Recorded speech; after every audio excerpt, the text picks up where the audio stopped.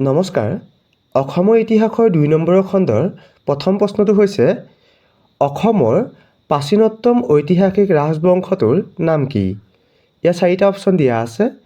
এ দিয়া আছে পাল ৰাজবংশ, বি দিয়া আছে কোচ ৰাজবংশ, চি দিয়া আছে বৰ্মন বংশ আৰু ডি দিয়া আছে নৰক বংশ। এই 4টা অপশ্যনৰ ভিতৰত শুদ্ধ উত্তৰ কোনটো হ'ব? ইয়াত শুদ্ধ উত্তৰটো হ'ব অপশ্যন চি বৰ্মন ৰাজবংশ। অসমৰ প্ৰাচীনতম ঐতিহাসিক ৰাজবংশটোৰ নাম হৈছে বৰ্মন ৰাজবংশ। কোনগৰাকী ৰজাৰ দ্বাৰা প্ৰাগজ্যোতিষপুৰত হিন্দু ধৰ্ম প্ৰতিষ্ঠা কৰা হৈছিল? ইয়াত 4টা অপশ্যন দিয়া আছে। এ নৰকাসুৰ, বি ঘটকাসুৰ, চি মহিষাসুৰ আৰু ডি দিয়া আছে বানাসুৰ। এই 4গৰাকীৰ ভিতৰত শুদ্ধ উত্তৰ কোনটো হ'ব? ইয়াত শুদ্ধ উত্তৰটো হ'ব অপশ্যন এ নৰকাসুৰ। নৰকাসুৰৰ দ্বাৰা প্ৰাগজ্যোতিষপুৰত হিন্দু ধৰ্মৰ প্ৰতিষ্ঠা কৰা হৈছিল। ভাস্কৰ বৰ্মনে কাক হৰ্ষবৰ্ধনৰ ওচৰলৈ ৰাষ্ট্ৰদূত হিচাপে পঠাইছিল? ইয়াত 4টা অপশ্যন দিয়া আছে।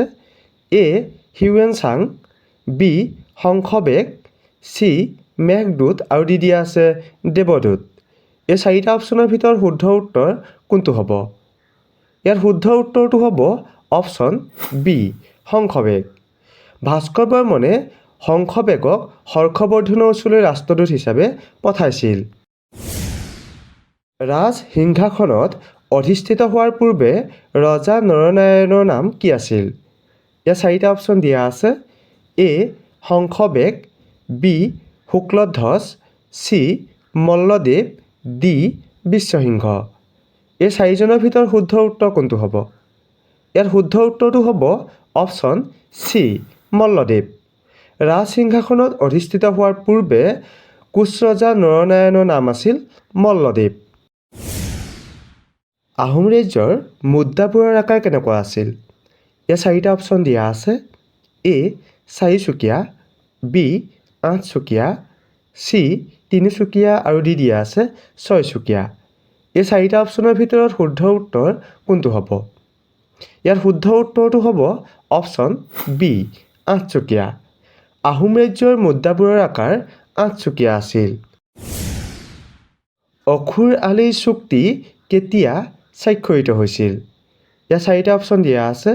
এ 1573 চনত, বি 1587 চনত, চি 1613 চনত, ডি 1639 চনত। এই 4টা অপশ্যনৰ ভিতৰত শুদ্ধ উত্তৰ কোনটো হ'ব? ইয়াত শুদ্ধ উত্তৰটো হ'ব অপশ্যন ডি 1639 চনত। অখুৰ আলিৰ চুক্তি 1639 চনত স্বাক্ষৰিত হৈছিল। ৰামায়ণৰ মতে অমূৰ্তিৰাজ কোনখন ৰাজ্যৰ প্ৰতিষ্ঠাপক আছিল? ইয়াত 4টা অপশ্যন দিয়া আছে। A Pragjyotish, B Coochbehar, C Kamrup, D উল্লেখিত এটাও নহয়। এই 4টা অপশ্যনৰ ভিতৰত শুদ্ধ উত্তৰ কোনটো হ'ব? ইয়াত শুদ্ধ উত্তৰটো হ'ব অপশ্যন এ প্ৰাগজ্যোতিষ। ৰামায়ণৰ মতে অমূৰ্তিৰাজ প্ৰাগজ্যোতিষৰ প্ৰতিষ্ঠাপক আছিল। সতী সাধনী কোনটো ৰাজবংশৰ ৰাণী আছিল? ইয়াত 4টা অপশ্যন দিয়া আছে। এ চুতীয়া, বি কোচ, চি আহোম আৰু ডি দিয়া আছে বৰ্মন। এই 4টা অপশ্যনৰ ভিতৰত শুদ্ধ উত্তৰ কোনটো হ'ব? ইয়াত শুদ্ধ উত্তৰটো হ'ব অপশ্যন এ চুতীয়া ৰাজবংশ। সতী সাধনী চুতীয়া ৰাজবংশৰ ৰাণী আছিল।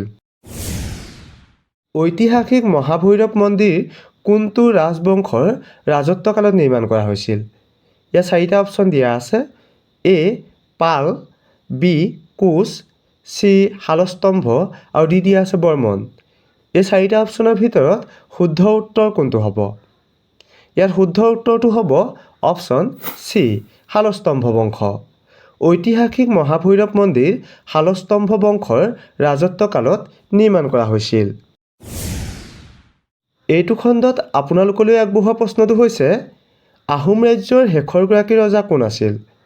ইয়াত 4টা অপশ্যন দিয়া আছে। এ চন্দ্ৰকান্ত সিংহ, বি পুৰন্দৰ সিংহ, চি প্ৰমত্ত সিংহ আৰু ডি দিয়া আছে প্ৰতাপ সিংহ। এই 4জনৰ ভিতৰত শুদ্ধ উত্তৰ কোনটো হ'ব আপোনালোকে কমেণ্ট কৰি জনাব। আৰু যিসকলে ভিডিঅ'টো চাই ভাল লাগিলে আগলৈ শ্বেয়াৰ কৰি দিব। ধন্যবাদ।